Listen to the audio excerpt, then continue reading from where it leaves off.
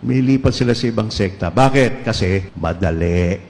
Maluwag ang pinto. Ha? Sakbat sa kanila, tama na yung pataas ta. Ha? Accept Jesus Christ as your Savior. Ayos na. Confess Jesus Christ that He is your Savior. Tapos na. Well, ang simbahang Katoliko, may katisismo pa, may kung ano-ano pa, may mga tradisyon pa, etc. Napakadali nun. Accept Jesus Christ. Aaten ka lang, minsan sa isang linggo, pataas-taas ng kamay, patalon-talon, hallelujah, praise the Lord, ganyan. Air condition yung mga lugar nila, ayos. Tapos na ang relihiyon. Napakadali ng... This is why I'm proud of what I am.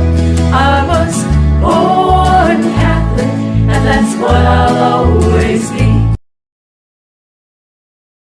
Mayong adlaw mga igsoon ko diha kay Kristo. Ani nga ako'y video nga ipaambit ninyo gikan ani nga pare.